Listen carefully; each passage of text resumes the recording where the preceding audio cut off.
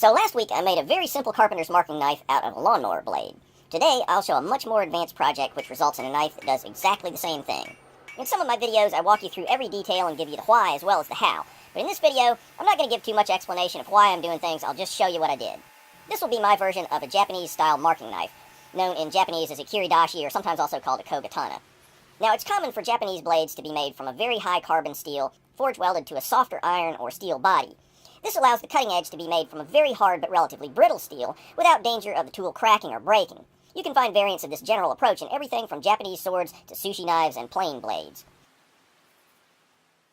Alright, first, what's a marking knife? It's a blade used by carpenters and cabinet makers for scribing precise lines for things like dovetails, mortises, tenons, and so on. Marking knives generally have a single bevel and a flat back so that they hug the template you're marking from. This knife will be all metal, no handle, no bolster, no nothing, just one big chunk of knife. The cutting edge of the blade will be made from this, a steel commonly used in Japanese cutlery known as Hitachi Blue Steel No. 2. It's extremely high in carbon, low in manganese, a water-hardening steel. Now blue steel can be hardened to around 64 on the Rockwell C scale and hones to a really nice sharp edge. The only other material I'll use is this. I had forged a large billet of Damascus which had been used for making some sword fittings, and this little stub was left over.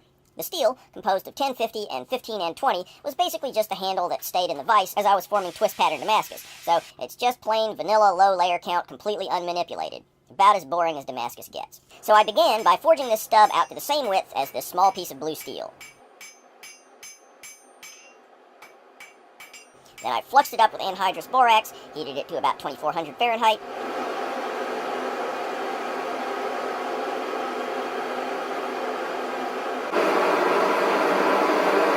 taps and it fuses into one solid block of steel. Back into the fire, then I draw it out about 6 inches long, 1/4 inch thick, and a little over 1/2 inch deep. Normally I'd use my hydraulic press to draw it out, but sometimes it's fun to just go at it with the hammer.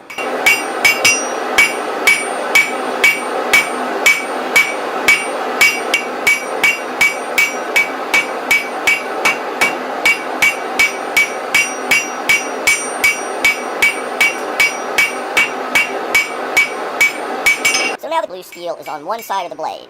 That will be the cutting edge. Now I'll hot cut the blank to form the point.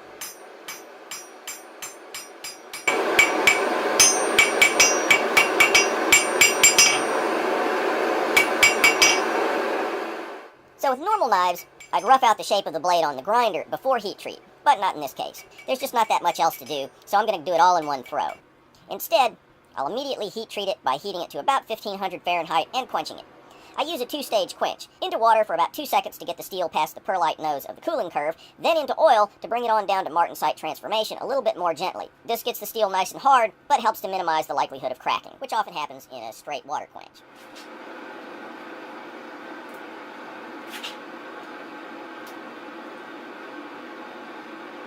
Then into the heat treating oven for tempering. Of course, I could have used the heat treating oven for the hardening operation, but it's always more fun to do these things with fire.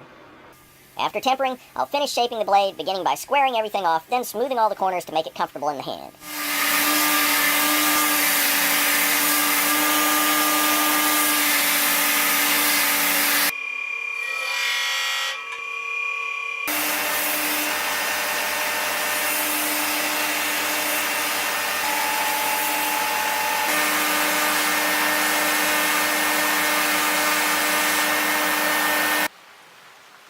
Next, I'll grind in the bevel.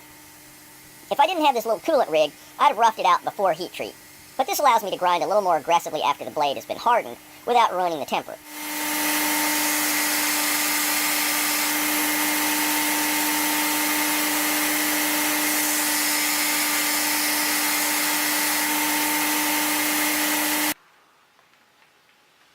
I also added a little hole at the top so it can be hung on the wall. At this point, the Damascus pattern is barely discernible in the steel. To bring it out, I'll now immerse the blade in an etchant, ferric chloride.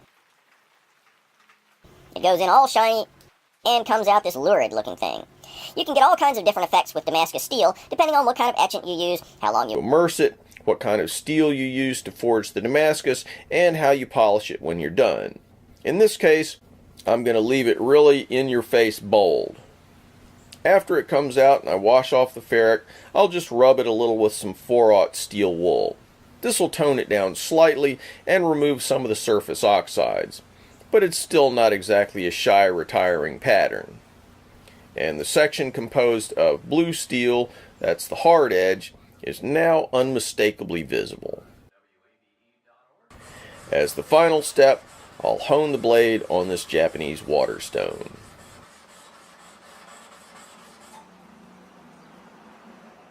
And there we have it, East meets West.